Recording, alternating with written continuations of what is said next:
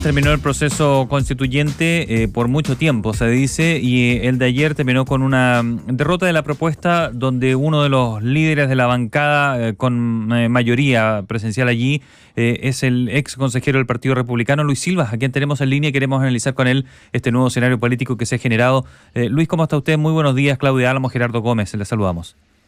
Muy buenos días, Gerardo, Claudia. ¿Cómo le va? Muy bien, gracias. Buen día. Luis, decía José Antonio Caz anoche, perdimos, sufrimos la derrota y la asumió. En algo se equivocaron. ¿Usted se ha tomado el tiempo de pensar dónde cometieron esa falla para obtener esta derrota por 11 puntos?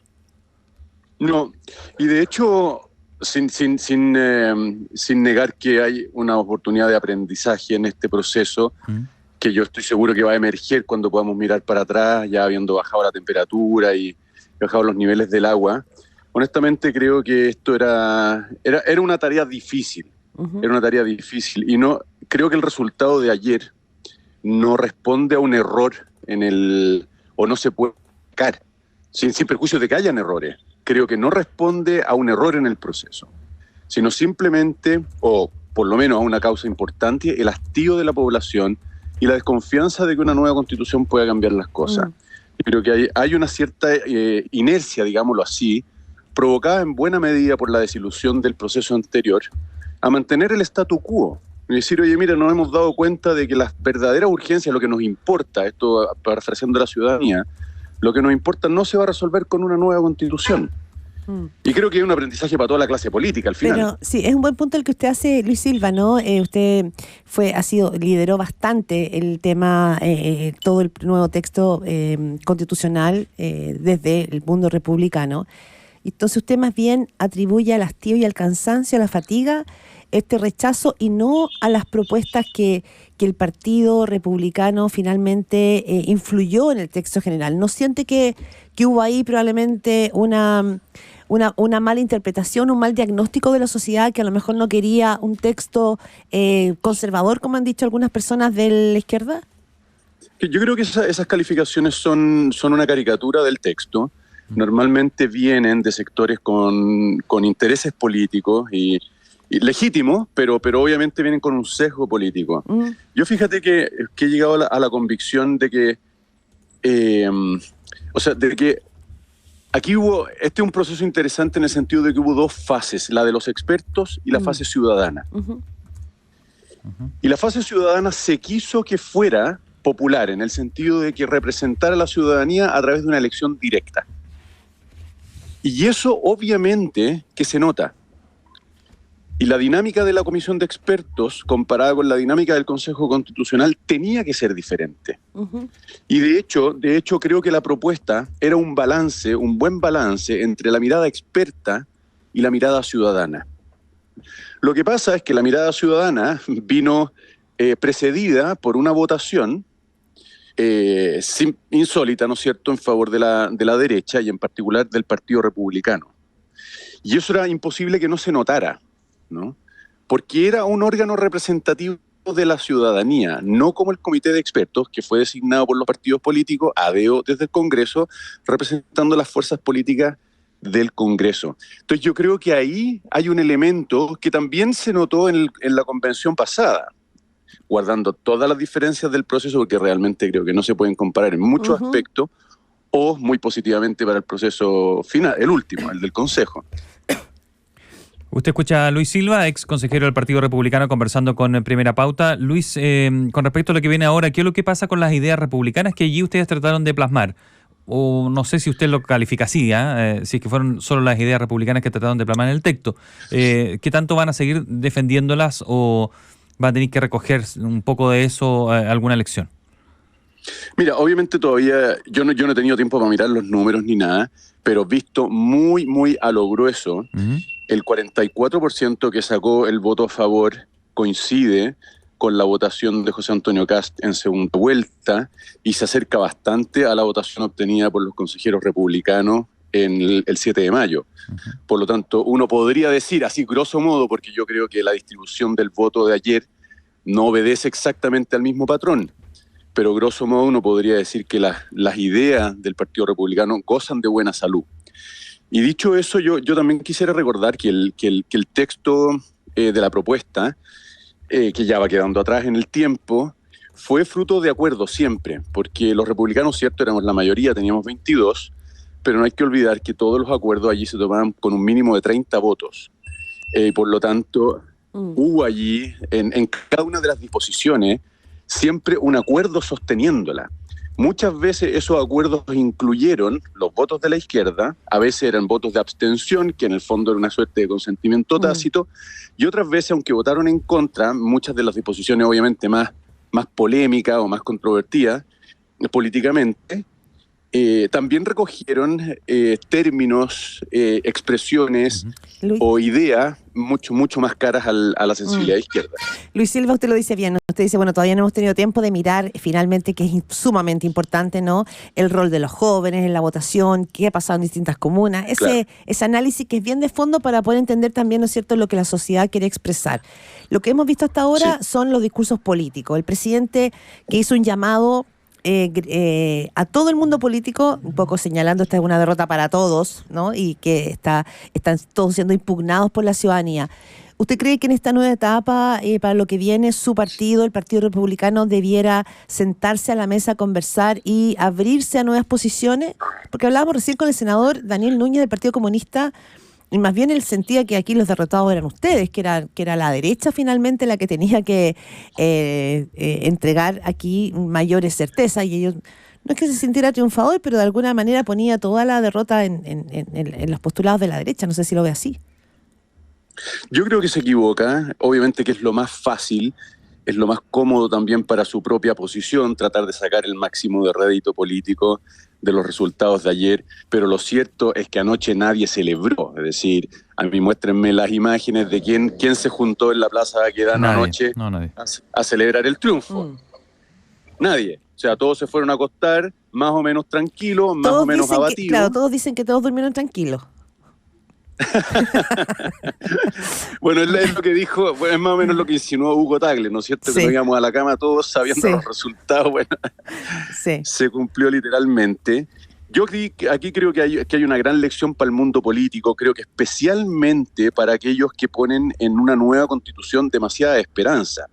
Y estoy aquí pensando particularmente en el Partido Comunista y en algunos sectores de la extrema izquierda, que estoy seguro que van a volver a insistir más tarde o temprano en una nueva constitución, reprochándole los problemas que tenemos como sociedad, que ciertamente son graves, muchos de ellos, y que requieren una solución importante, a la nueva constitución.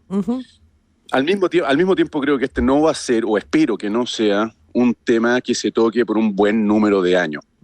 De manera que los políticos, ¿no es cierto?, junto con la ciudadanía, puedan enfocarse en los problemas que están haciéndonos agua. O sea, el tema de la educación hoy día, el tema de la inmigración ilegal, el tema de la inseguridad.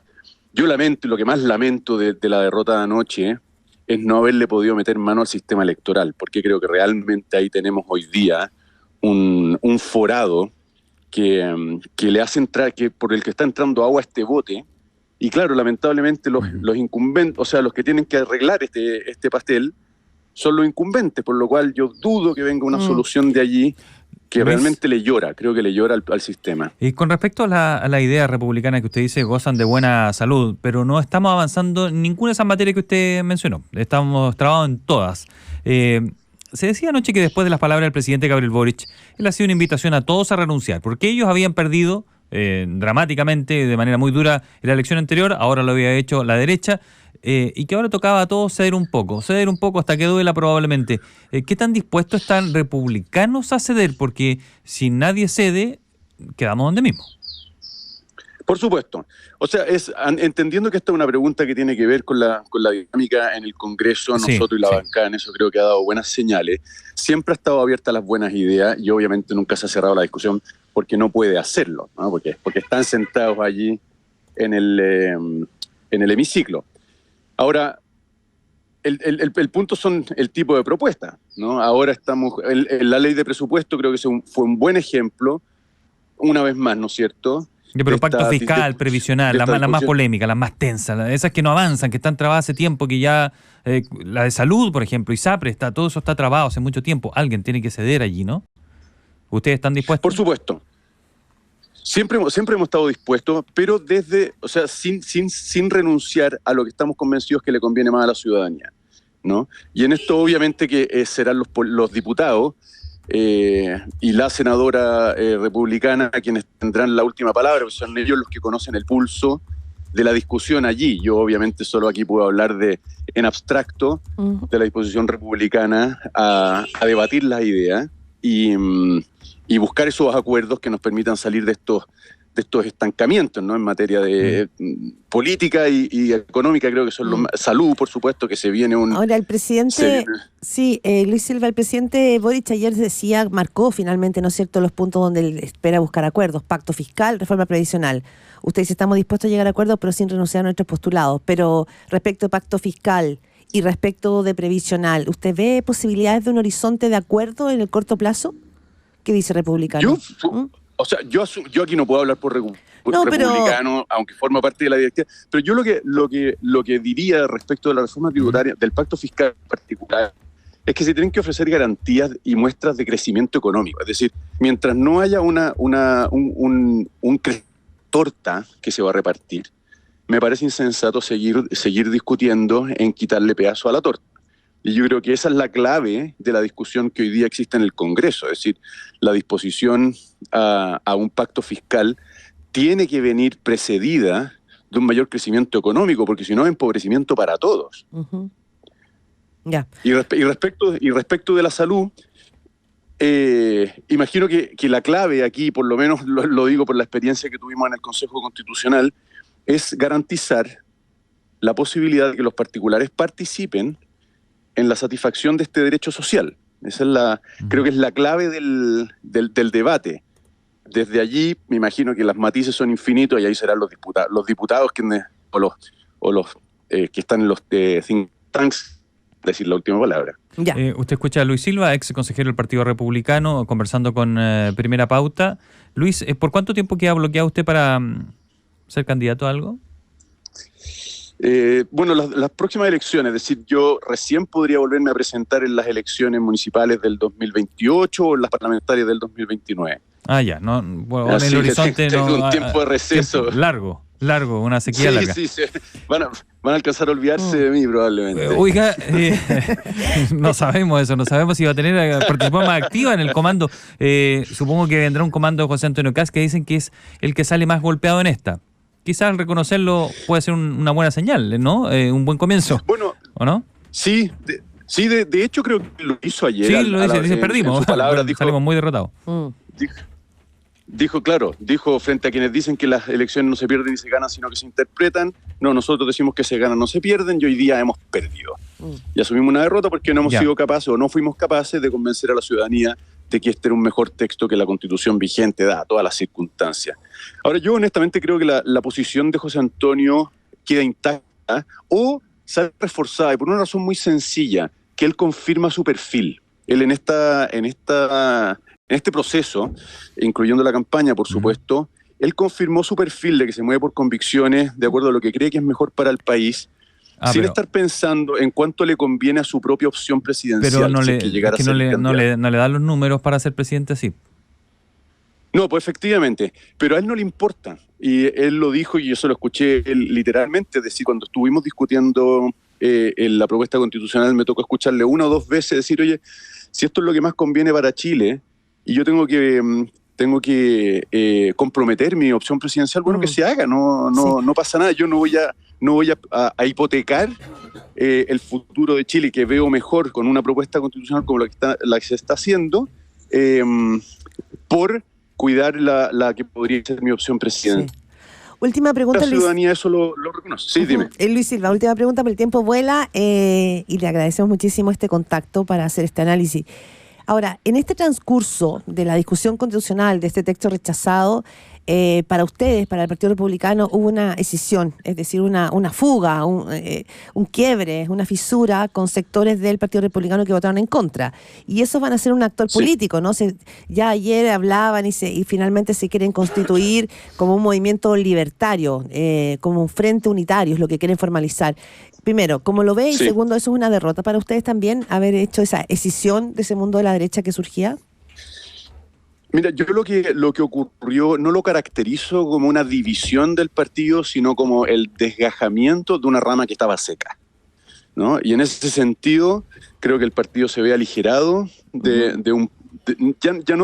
de un lastre, sino de una fuerza contraria, que era lo que estaba haciendo el senador Rojo Edwards de un tiempo. O sea, más que un lastre era un ancla, ¿no? ¿Perdón? Más que un lastre era un ancla, entonces, en su desarrollo del partido, me refiero. Claro, sí, un ancla o incluso una fuerza en contrario. O sea, ya ni siquiera dejaba de remar, porque unos pueden ir remando y el otro dejar el remo en el agua. Te restaba. No, me parece que estaba remando para el otro lado. Te restaban. Entonces, claro. en ese sentido me parece que se aligiera el bote para bien.